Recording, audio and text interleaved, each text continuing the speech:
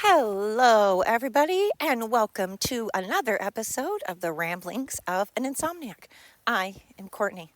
Hello, good morning, good afternoon, and good evening.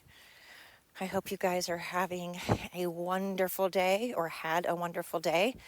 I hope things went according to plan. I don't know what your plan was, but I sure hope things went your way. And if they didn't, I hope you were able to navigate and switch courses and kind of adjust and be able to, to adapt. I can adapt. I can adapt really easily, but I don't like to. I don't like it when things get thrown off course at the last minute. I don't think most people do. A lot of people can handle it. A lot of people can handle it. They can adjust. They can navigate it. They can change course. But most people don't want to. At the last minute, change is not always great. So I hope things went according to how you wanted them. And like I said, if not, I hope you are able to readjust and stay on your feet. Lord knows nowadays it seems kind of hard to stay on your feet, doesn't it? Seems like everyone's trying to knock you off your feet. Knock you off your feet and try to take you out at the knees. Seems like a lot of people are out just to complain and drag the world down into their misery. Misery loves company, and there's people who are hurting for company. They are wanting company because they're lonely. And they're probably lonely because they're miserable people. Miserable people want to drag other people down, and so they're so miserable that they're like, somebody come down here with me. I'm lonely down here. It's miserable being miserable.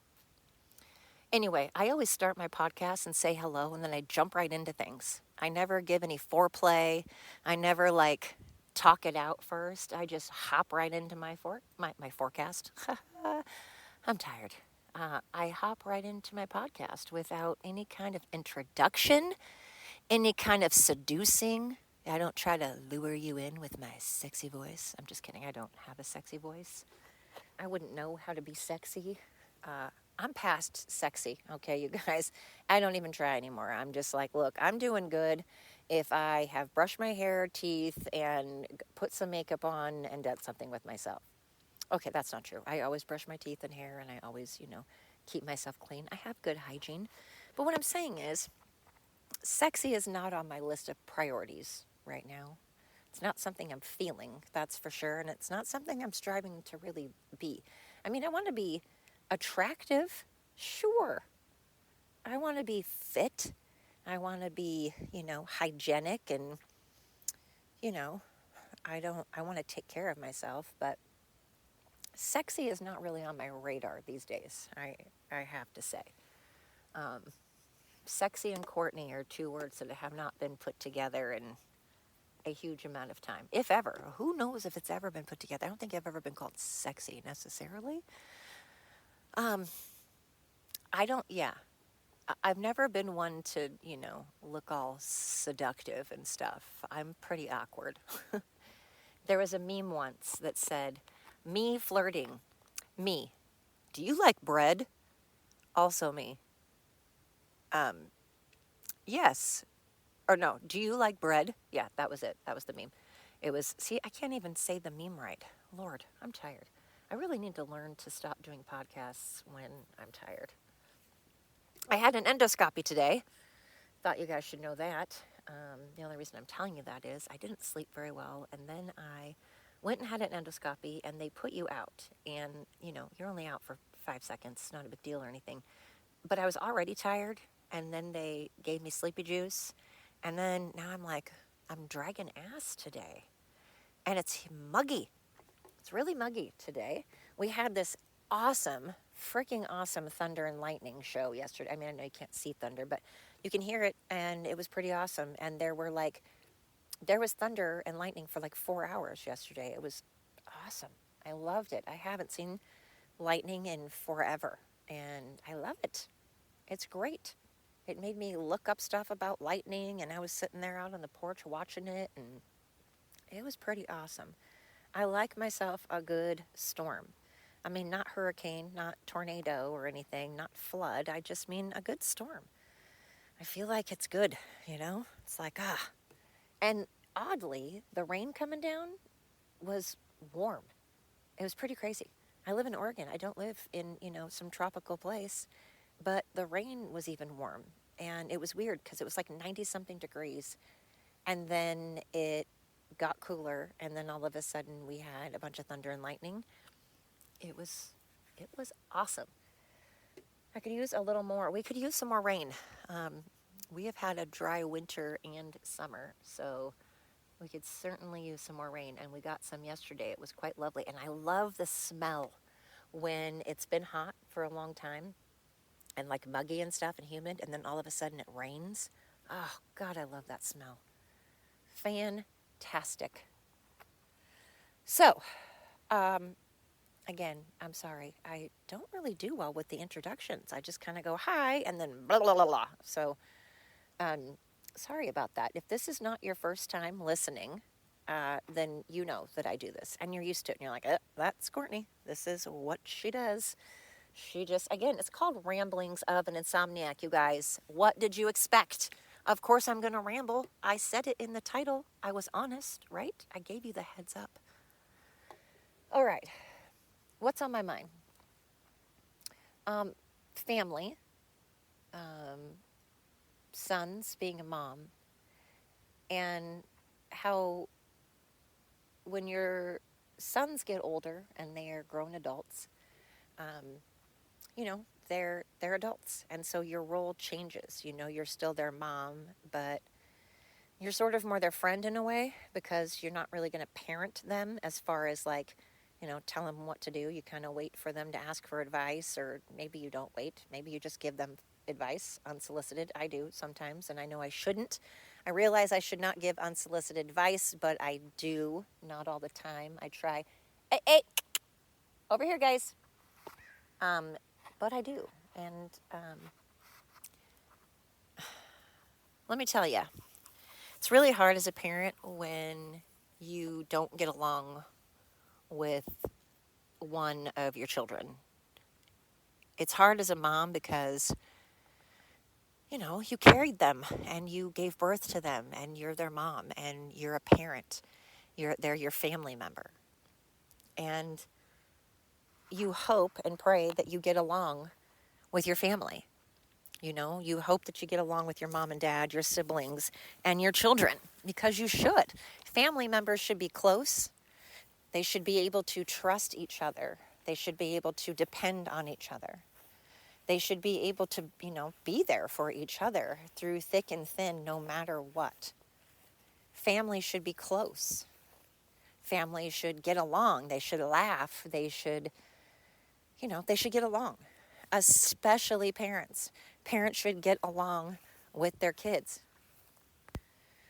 So it's really, really hard if you don't have the best relationship with your children.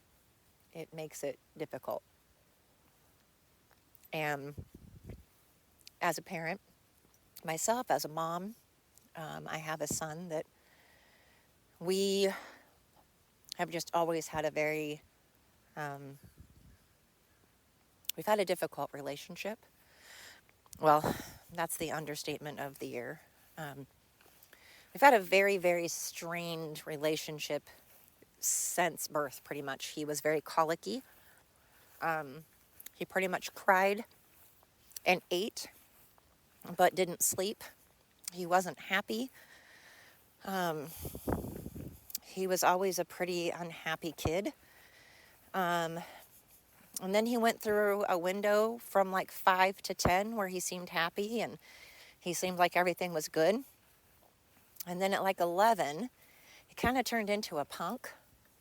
And people are going to go, well, how did you parent him? Did you gentle parent him? Were you strict? Were you Christian? Were you atheist? Did you spank? Did you do times out? Like, how did you parent? And here's what I can tell you. With my oldest son, my kids' dad and I divorced when my oldest son was 3.5, and my youngest son was 5 months old. And we divorced, but we co-parented very, very well. We got along. We saw them equally. He saw them 3 days a week. I saw them 4 days a week. We went to all of the events together. We hung out on Christmases. We co-parented very well. I had a job and I was going to school full time, and I ended up getting cancer very young, and I got meningitis, and my grandparents died. I was going through a divorce. There was a million things going on in my life, and I had 2 kids. And so when my youngest came along, I admit I was so stressed and so busy that I didn't tell him no a lot. I would tell him no, I would, but I would be exhausted. And after like the third time of telling him no, I admit I was not as, I didn't follow through. I didn't stick to it. And he had more of the gentle parenting style. I still taught him to shake hands and be respectful and say please and thank you, and he had all of that down. I taught him to, clean and pick up after himself and all that stuff. And he had a job, and, he is a hard worker when he works. But he doesn't always want to work. And somehow along the way, though, he just developed an attitude, that entitled attitude. And he was diagnosed as autistic, but he's, on the spectrum. He's very high functioning. So he has some issues sometimes with social skills, and he has some issues sometimes with, he just learns in a different way. But he's very high functioning. A lot of people don't even realize that he's autistic. Most people don't. But to have him tell his story, he acts like he's been through a lot, and I can assure you he has not. In fact, he has been wanting to, he is not very self-sufficient, and he likes to tell everybody how to lead their lives when he has done the least amount of living out of everybody in the family. So he loves to give advice when he has never lived a life. He loves to give advice about life when he has never actually lived it himself. He loves to tell everybody how terrible they are, how much they should change, particularly me. He loves nothing more than to bash me and put me down and blame me for quite literally everything. And I mean everything. I'm talking things that have nothing to do with me, things that I have nothing to do with, he blames me for. He has blamed me for a friend of mine trying to commit suicide. He has blamed me for just everything you could possibly imagine. He has called me every name in the book. He has told me he hopes I die, and he hopes and prays that I die. He wishes that I die. He prays to God every day for them to take me. Now you guys are going to go, wow, what did you do? What did you do, Courtney, as a parent? Wow, how terrible of a parent were you to have your own son think that way? And you would think that I have done something bad. One would think that. But I can tell you for certain that has never happened. In fact, it's the opposite. I have spoiled him too much. I didn't say no to him enough. He didn't have consequences or accountability. And I kept thinking that he was going to change, so I kept helping and enabling.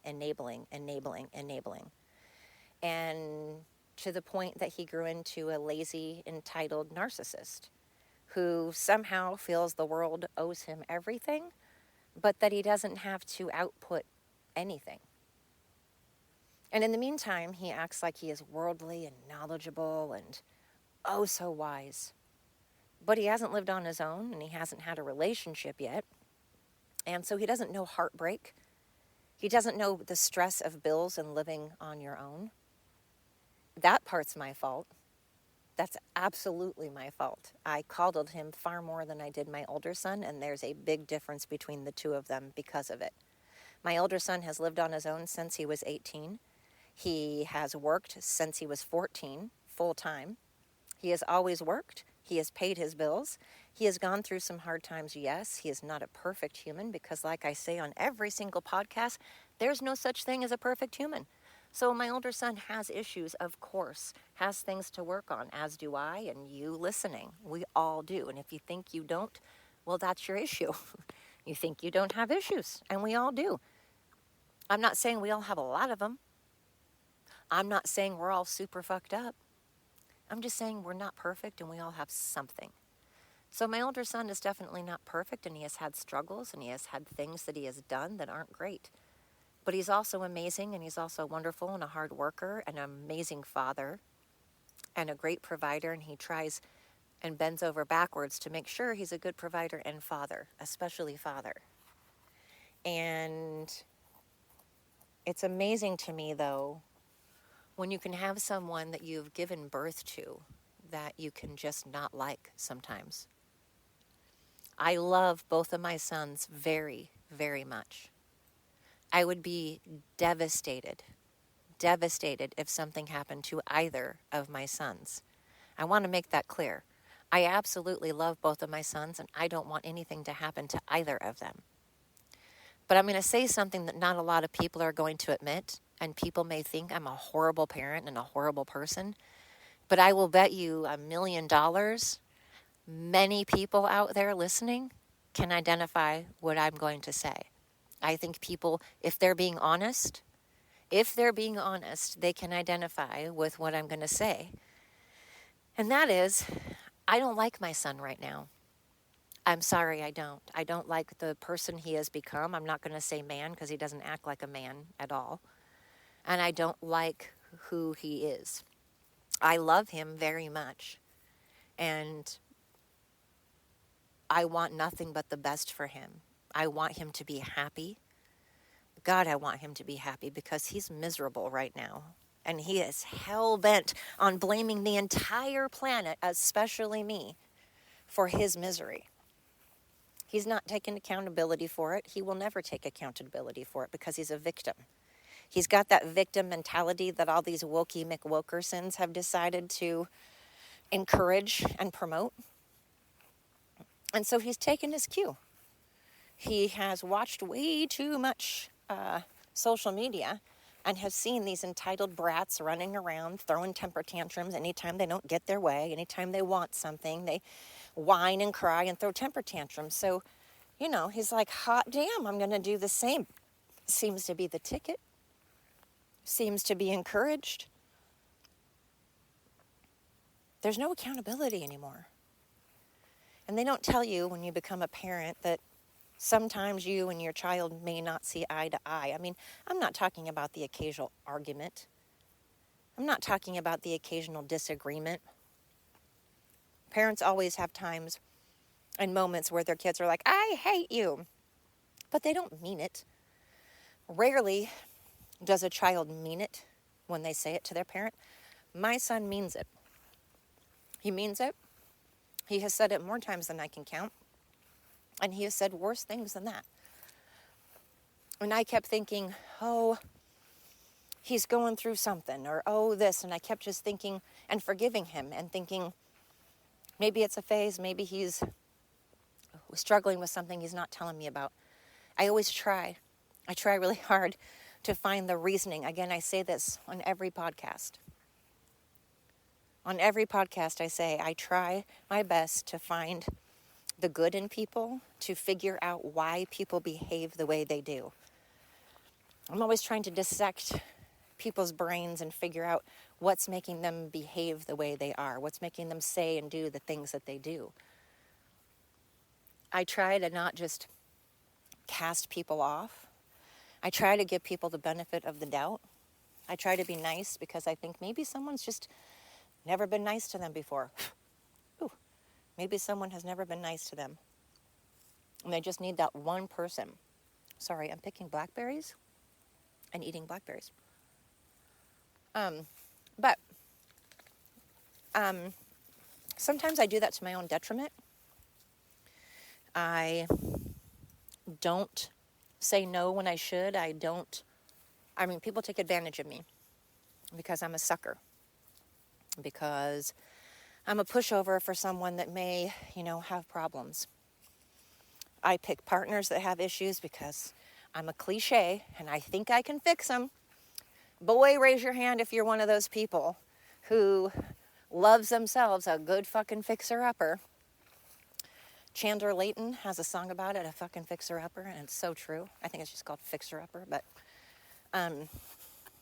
I am a stupid cliche, and I like fixer-uppers. And then I get all hot and bothered and pissed off when they are exactly that, a fixer-upper. And I have no right to do that because I'm choosing these assholes. Well, with your child, you can't choose your child. They're your child. But I can tell you I've tried. I've really tried. I've tried to motivate him. I've tried to encourage him. I've tried everything. I've tried tough love. I did try the tough love. It's hard as a parent. It's hard if you have an addict and you try everything and you can't save them. How on earth are you supposed to sit back and watch your child ruin their life? My son's not an addict. I'm not saying he's an addict. I'm just saying it's hard when you have kids that are addicts or that you just don't get along with for whatever that reason is. Because you want to. You want more than anything in the world to get along with your family. And again, that's what family is for. You're supposed to support each other and love each other unconditionally and have each other's backs. Sure, you're going to have arguments. Sure, you're going to have some arguments and you're going to disagree, but you're not supposed to wish death upon each other. I have never wished death upon my son, by the way, ever, and I never will. It's just incredibly frustrating when you have a son that hates you so much and you don't know why. You're trying to figure out why. And then the excuses they tell you are things that have never happened. And when you talk to others, they're like, well, what is he talking about? That's never happened. And I'm like, I know. Have we lived in a different world? Like, you're just making stuff up, literally. You're just making up things that have never happened. And it's interesting because he calls everybody a victim. That's his favorite thing, is he'll even say really shitty things like, oh, boo-hoo, boo-hoo, wah, cry about it, boo-hoo. Are you a victim? Are you a martyr? Or do you just love being a miserable victim? And what's funny is I have gone through absolute hell. And I mean hell. My life has been fucking hell. And not only do I never feel sorry for myself, and I don't consider myself a victim, I don't use my horrendous fucking life and the things I've gone through as an excuse, ever. Not once. In fact, I've used it as fuel to survive. I have used it as fuel to be able to get where I want to go, to survive, to persevere, to show that I can survive, I will survive, and that no one and nothing is going to keep me down. I'm far too stubborn for that. Far too stubborn, far too prideful to allow myself to wallow in self-pity. Sure, I have days where I feel sorry for myself, like I have a moment, because not even feel sorry for myself.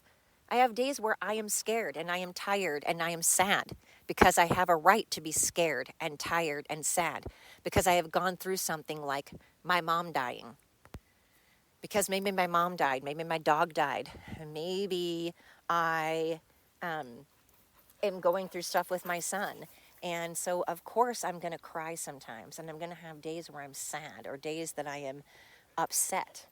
Sorry, you're going to hear a dog. This is a dog in the background. Oh, because she's attacking my face. Oh, okay, you got to back off, honey. And of course I'm going to have that, but that's a difference between having your moment and feeling your feelings, like I always talk about in this podcast. You should go through your feelings. That's what they're there for. Even if it's anger. No matter what your feelings are, go through them because they're important. You shouldn't miss those steps. You shouldn't bury your feelings because unfortunately I feel like that's just grounds for them to explode later and you're going to go postal. Now, I'm not saying go in the middle of somewhere and scream bloody murder. like some kids do nowadays. I'm not saying throw a temper tantrum. I'm not saying make an ass of yourself and have a meltdown in front of everybody. But if you want to have a meltdown at home for a second, I'm saying have your crying thing, cry, get upset. And then once you've done that, blow your nose, pick yourself up, dust yourself off, and figure out a solution to your problem.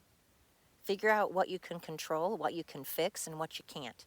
And all the shit that you can't, you got to let that go. But when it's your family, you're like, what are you supposed to do? I'm not going to let go of my son.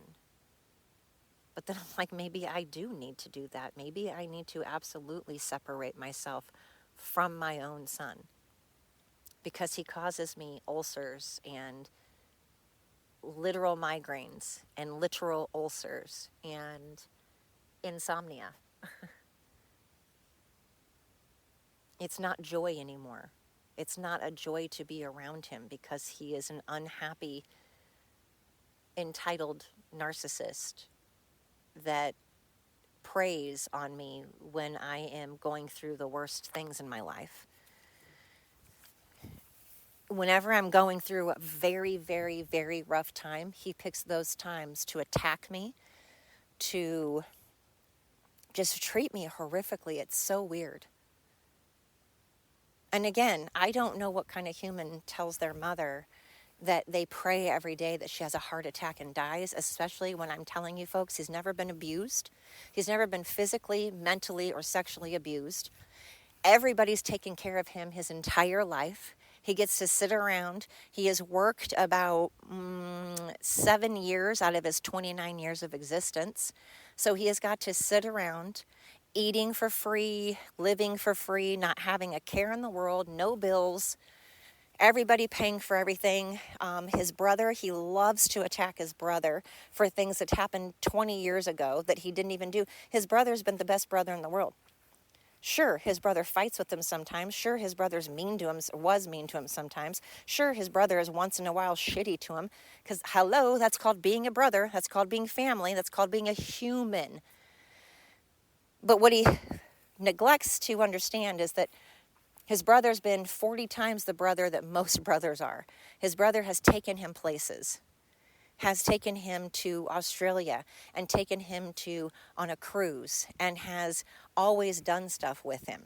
In spite of the fact that his brother has called him names too. My youngest son has also told his older brother that he should die and he hopes he dies. But if you, God forbid, blink an eyeball at my younger son, if you very, very kindly, very respectfully, very calmly try to talk to my youngest son like an adult, again, in a calm, adult, respectful way about something, he will lose his mind. He cannot handle any type of criticism, even if it's not criticism, even if someone's just saying, hey, you haven't had a job in a while. I understand that you're depressed. I understand that you're insecure. I understand that, you are scared of failing. I understand you have massive insecurities. And people are going to go, you said he's a narcissist. How could he be insecure? There's a fine line between narcissism and insecurity. I think you can also be both in a way. But you can try to talk to someone when they've actually done something wrong. Like, say somebody has, wrecked your car, which he did. And it was an accident, of course. And the first thing I asked him was if he is okay. And I wanted to make sure he was okay. And I didn't make him feel bad at all. But then later I was like, hey, so just as a reminder, both hands on the wheel, don't be playing with your phone. Because next time you could die. You could kill yourself, or you could kill someone else, or both. So it's important. But I didn't even say it like that. I just had a conversation with him. And of course, he can't handle it. He can't handle it if a boss critiques him. Even if a boss is doing it, well, as his boss, as someone that pays him. That boss could say it in the most kind, respectful, adult way, and he can't handle it. He cannot handle anybody saying anything to him. But boy, will he bash the shit out of everybody else. He does not miss a single second to tell somebody what they're doing wrong, how they could be doing it better, and calling them names. But he'll call himself a victim. But he is seriously has worked about 6 years, 7 years in his life. And the rest of the time, he's just been living off of everybody while telling everybody what a piece of shit they are. Having everybody pay for everything while telling them what horrendous pieces of garbage they are and how they should change their lives and how their lives are bad. Telling everybody how they shouldn't get upset over their loved ones, or they shouldn't treat their loved ones this way, or they shouldn't be upset over their loved ones over that or this, or how dare we get upset over this and that, when he's never had a relationship. Never had a relationship, loves to give relationship advice. Has never lived a life, loves to talk about life and stress and how people should handle stress differently, coming from someone that's never had an ounce of stress. It's pretty rich. So I'm struggling. I'm struggling with the fact and the reality that I don't like my son very much. And he has hurt me more than I can describe. And he doesn't care. That's the part that kills me. He does not care at all that he has hurt me deeply. What am I supposed to do with that? When your son not only doesn't care that they hurt you, but they tell you they hope and pray that God takes you. How am I supposed to be okay with that? And what am I supposed to think of that when I've literally dedicated my life and put myself last? I have always put my children first, always, at the detriment of myself. There are many, many times when they were grown-ass adults and I had no business putting them first, because they're adults and they need to suffer consequences of their behaviors. They need to have accountability. They need to learn to fall and pick themselves back up themselves. They need to do it themselves. That's how you learn. And it's super hard, but man, look at mama birds. Mama birds are like, boom, you're out of here. You sink or swim. It's a dog-eat-dog world, and you know what? You've got to fucking learn how to be tough. You can't be a pansy. You have to be able to be self-sufficient and take care of yourself. And if you can't, well, then you don't get to say shit about anybody. If you're living in your parents' basement and you're not going to school full-time, and you don't have a reason, like maybe you're ill, maybe your house burnt down, maybe you're in the middle of a divorce. I realize that there are situations in which you need to move in with someone. I realize there are situations where maybe you need to move back in with your parents. I get that. I'm not talking about those times. I'm talking about when you've never moved out and you like to use your mom and use all of, her time and energy while telling her what a piece of garbage she is. Like, who does that? Honestly, what kind of person, especially child, what kind of son or daughter would do that to their parents? Not a good one, I can tell you that. And that's why I'm going to tell you something that, again, a lot of people aren't going to say. I don't really like my younger son right now. He's not a good person. I'm sorry. But he's mean, he's entitled, and he's narcissistic. And when he does work, he works hard. The problem is that's not very often. He can't handle anybody talking to him. He's not mature. And I don't like that. I love him. I don't want anything to happen to him, and I would genuinely be devastated and beside myself if something happened to either of my sons. Genuinely, truly. But I can tell you that I am not a fan of his right now, because how can you be a fan of someone who tells you on a daily basis that they want you dead and what a piece of crap you are? Again, he's not an abused person. Never been abused. Never been abused mentally, sexually, physically. barely has ever had to work in his life, has been able to just sit around like a fucking king, having everybody wait on him, and that's why he's an asshole. Yes, I call him an asshole. I will be willing to bet there's a lot of parents out there that think that about one of their kids at one point.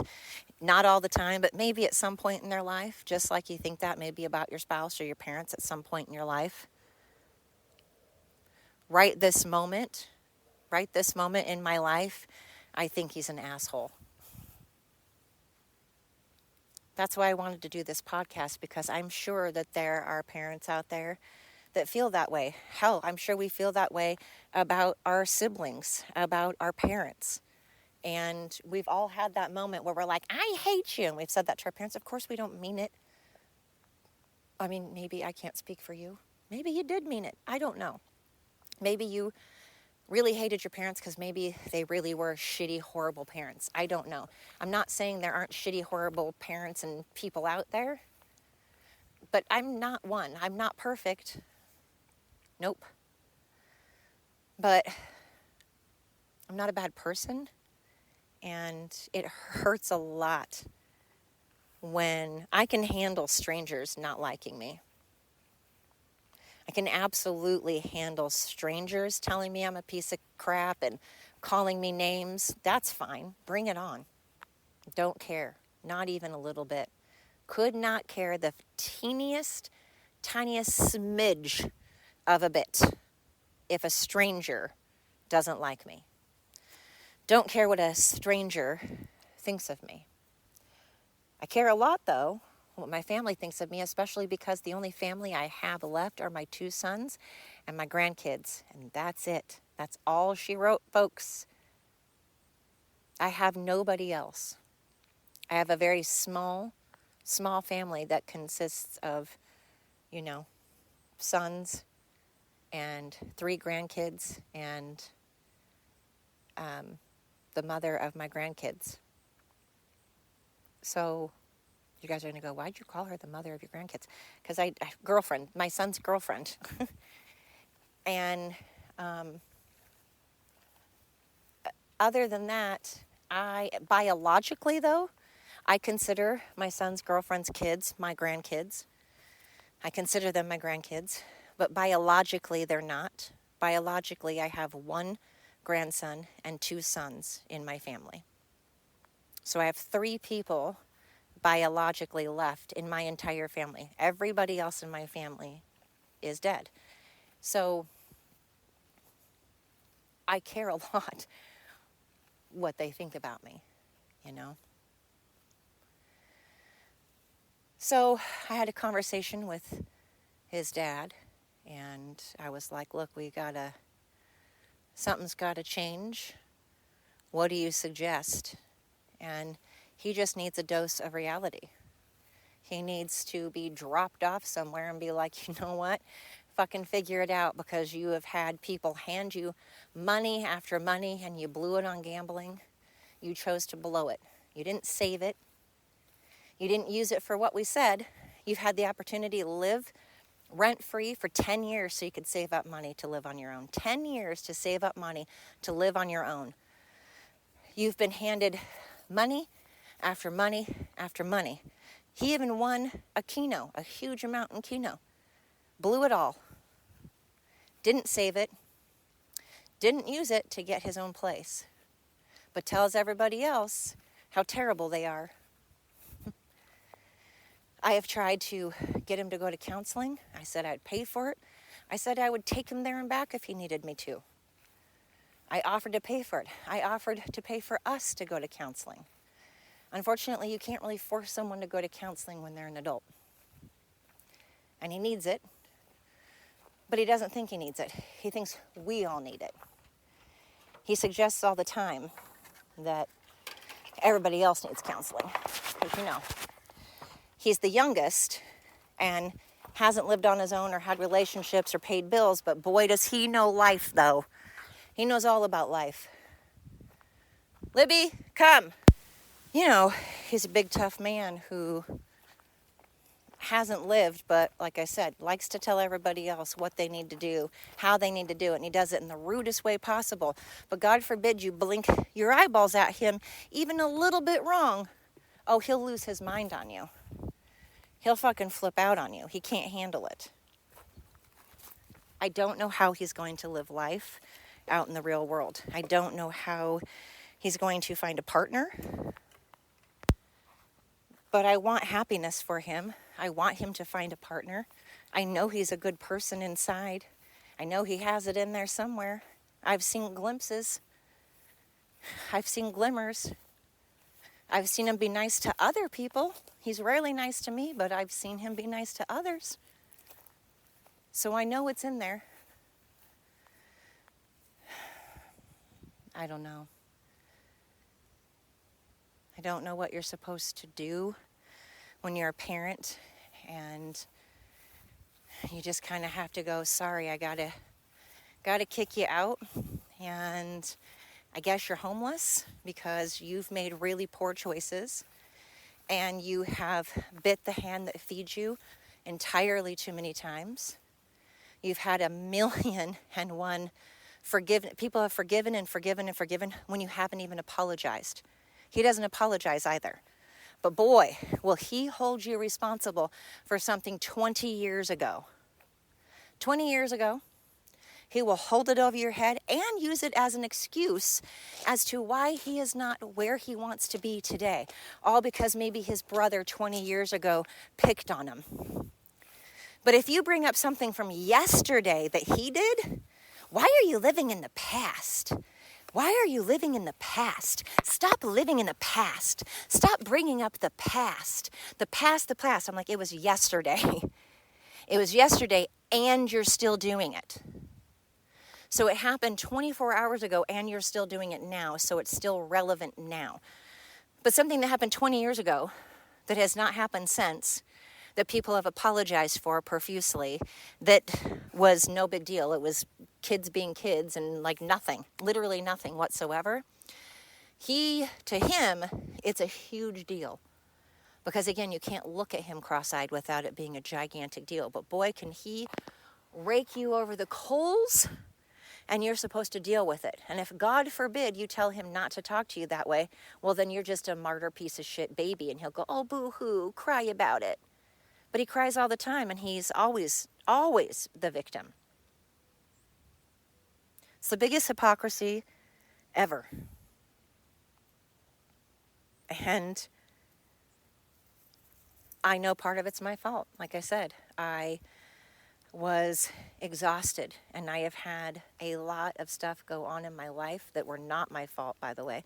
I've had things go on in my life that are my fault, but I will take accountability for, because I tell everybody else to, and I always have. There are choices that I have made that certainly were not good choices. And then there are things that had nothing to do with me or my choices that I've had to deal with. And I got to tell you, my son's personality is partially my fault, yes. But I don't know how he got so bad. I don't know. It's keeping me up, though. It's keeping me up. It's making me cry. I'm not really sure where we're going to be in our future. I don't know if we'll ever have the relationship, a mother and son relationship. He told me today that he calls me Courtney, doesn't think of me as his mom. That's nice to hear. That's always great. I hope not a lot of people know what I'm talking about. I hope most people don't know what I'm talking about and have not been through this. But those of you who have, whether you're a dad or a mom, if you're a parent and you're dealing with this with one of your children, if they're children, or if they're an adult, son or daughter, it fucking sucks. It sucks when you don't get along with a family member, Maybe it's your mom or dad you don't get along with. Maybe it's your brother or sister that you don't get along with. It's sad. It's really sad when you have a close family member, again, like your mom, dad, brother, sister, son or daughter that you don't get along with. Genuinely. I'm not talking about normal family arguments. I'm not talking about that. I'm not talking about normal family dysfunction.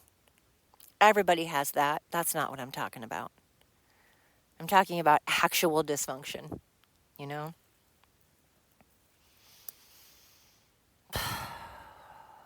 I don't know.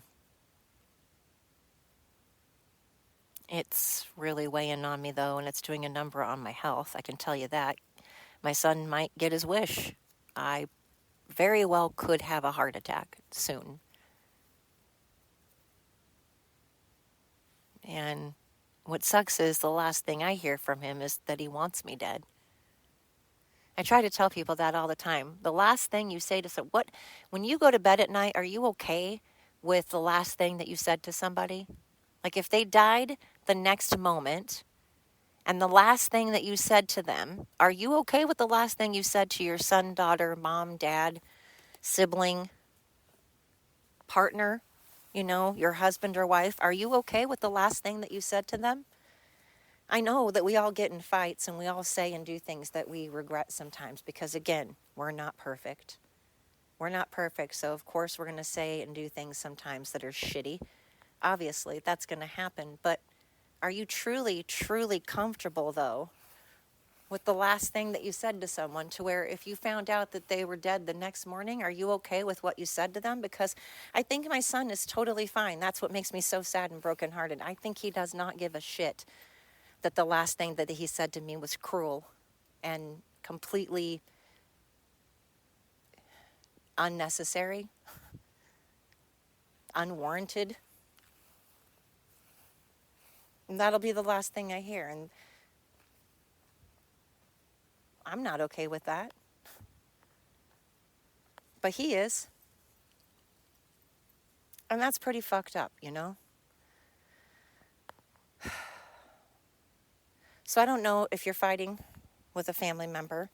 And, look, there are people out there that don't deserve forgiveness.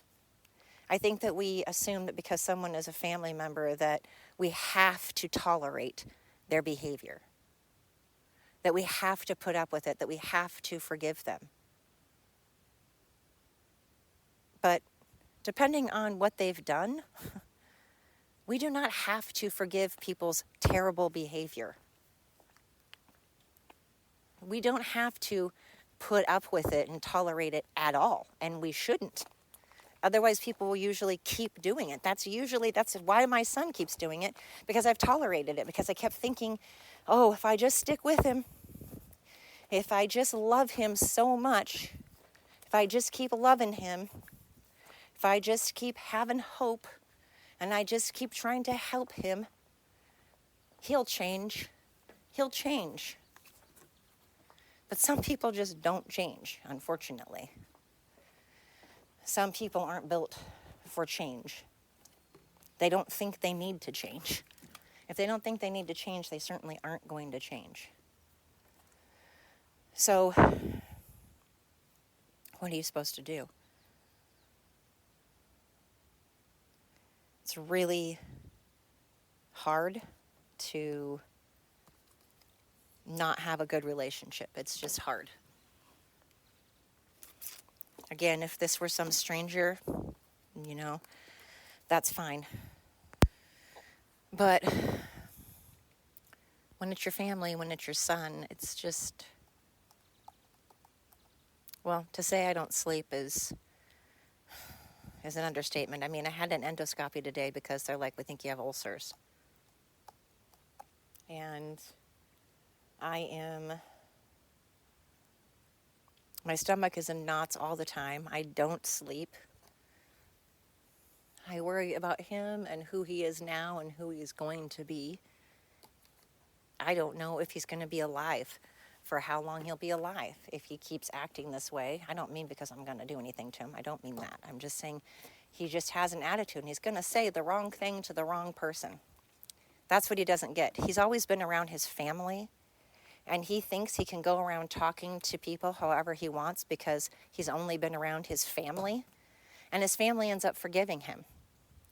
But the minute he tries to behave the way he does with his family to some stranger, to someone else, not going to go well. He's absolutely going to get his ass beat. And I mean beat. He's going to be knocked down several pegs. People are not going to tolerate his behavior. And he thinks that he can get away with it because, again, he's always been around family that's tolerated it.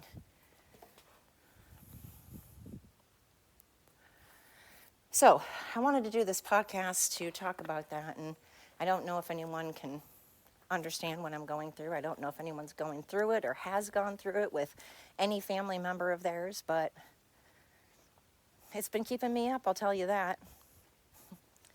Certainly preventing me from sleeping. But on a positive note, thank you to every single person out there that's been listening to my podcast. Oh my gosh, you guys. I all of a sudden had a huge amount of people listening to my podcast lately. I cannot even tell you, I genuinely mean this from the bottom of my heart. Thank you. Thank you. I could use some good stuff right now. I really could use some positivity, and seeing people listening to my podcast, seeing when another person has found my podcast, that makes my whole heart happy. That makes me smile. And God knows we all need to smile more, right? I'm around two pooches that are sure happy. You can probably hear them gulping water right now. Sorry. But again, if you haven't listened to my podcast before, you're going to know that you need to know. You're going to hear dogs in the background. You're going to hear crickets, people, coyotes, trucks, birds, the wind. I wish I would have done a podcast last night, and I wanted to because it was a major thunder and lightning strike. Or thunder and lightning storm, I meant to say. Okay, the dog's drinking in the background was getting obnoxious, so I did pause it for a bit because I'm sure you guys don't want to hear that. But the thunder and lightning yesterday was awesome. It lasted for hours, and I love it. I love a good thunder and lightning and rainstorm. It's fantastic. So that was pretty lovely, and I should have done a podcast, but I had company, and, well, when you have company, you can't really be doing a podcast, right? Unless I have them on the show. But thank you, you guys. Honestly, thank you to every single person who has been listening to my podcast from the very beginning, or if this is your very first time. Thank you, and thank you to everybody in every country out there. And if you feel like it, if you want to, I'm not telling you what to do. I'm not bossing you around. But if you have some spare time and you feel like checking out my YouTube channel, Ramblings of an Insomniac, if you want to check out my TikTok or my Facebook page, well, hot damn, I would love it. I would support that. I would say, yes, please. If you want to tell your family members and your friends and your coworkers and your neighbors about my podcast and my social media platforms and have them check it out, well, I would be grateful. If I could thank every single one of you in person and shake your hand or give you a hug, I would. I really would. So thank you. I hope you keep listening, and you guys can email me and let me know the things you like about my podcast, maybe things that I could work on. I'm okay with constructive criticism. I want it to be constructive. I don't want it to be rude or disrespectful. But if you'd like to reach out, it's Ramblings of an Insomniac 49, that's 49, at Gmail. Ramblings of an Insomniac 49, again, that's 49, at gmail.com. You can reach out and let me know what you think. So thank you, and I hope you guys are having, honestly, a lovely day, night, afternoon, whatever the case may be. I hope tomorrow you have the same. Remember to control the things you can. Let go of the rest. Just let it go. If you can't control it, if there's no solution, then focus on the things you have a solution for. Focus on the things you can control. Remember to breathe in through your nose. Let it out through your mouth. And try to smile. Try to make someone else smile. It's always fun to make someone else laugh, you know? Especially someone might need it. You never know when someone's having a bad day. I could use a smile today, that's for sure. I could absolutely use it. You never know when someone's in need of a hug or a smile or, something. Just someone to be kind. They could use it. So thank you so much. I appreciate you guys. Until next time.